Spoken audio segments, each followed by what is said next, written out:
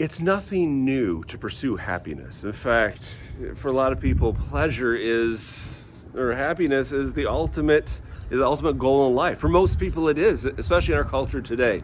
Happiness is the number one goal for people, and it's the number one thing that parents want for their kids is happiness.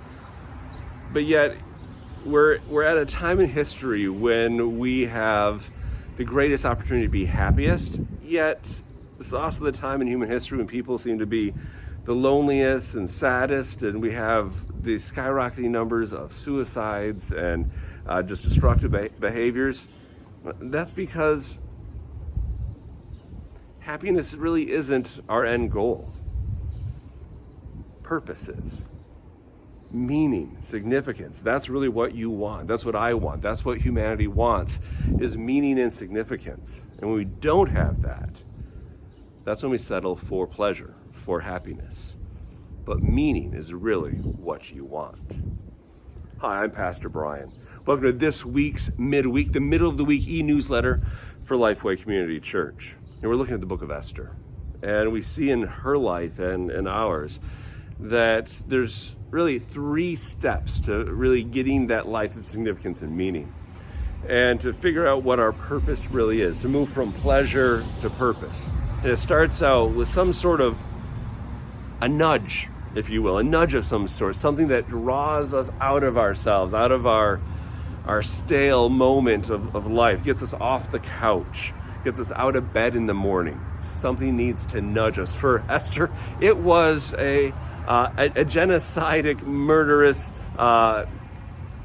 decree to kill all the Jews. That would get me out of bed in the morning. It really would. Now, I've never had that, so something else has to nudge me, but it begins with something that draws me forward, that draws me out, that draws me into life. And then the second step is simply to do something, to take some sort of action. That's what we see Esther talking about in Esther chapter 7 with the king. She talks about what nudged her, what drew her into this moment, and the action she's taking. We have to take action. We have to do something. It's not enough just to have this consciousness, this moment of realizing something is wrong and something should be done. It means that we have to do something.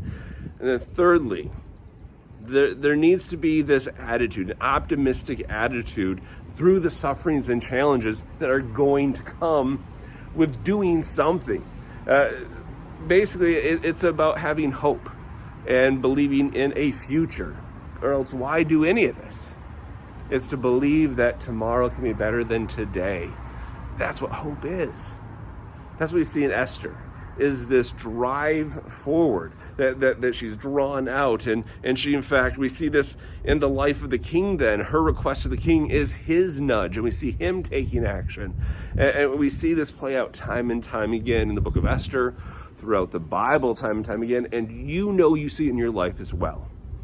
Things don't change until someone is drawn out and does something. Now, it doesn't always mean that it's going to be perfect. It doesn't mean that it's actually going to accomplish what they wanted in the beginning, but it's at least movement forward. It's the thing that gets you out of bed in the morning. It's the thing that gives you passion. It's purpose. It's not just pleasure. It's about purpose and meaning, and that's what you want. That's what Esther found, and that's what you and I can both find as well when we pursue not just our own happiness, but meaning and significance. This Sunday, we're going to pick up more with Esther. We're going to look at something else, something that filters those 3 steps I just talked about. And it starts with really asking yourself this question. I asked everyone to go home and think about this, and I hope you do come back Sunday with an answer in your heart. But what do you want? What is it that you want? You have to want something. What is it? I want you to show up on Sunday knowing what you want. Until then, we have life groups, 10 a.m. on Sunday morning. They are phenomenal life groups. I hope you're taking advantage of them this summer. We have them for all ages, so get in on them. They are great. They'll run through the end of August. And I hope that you are really doing some soul searching through this look at Esther. I'm excited for this Sunday. And I hope to see you this Sunday morning at 11 a.m. for worship. Until then, God bless.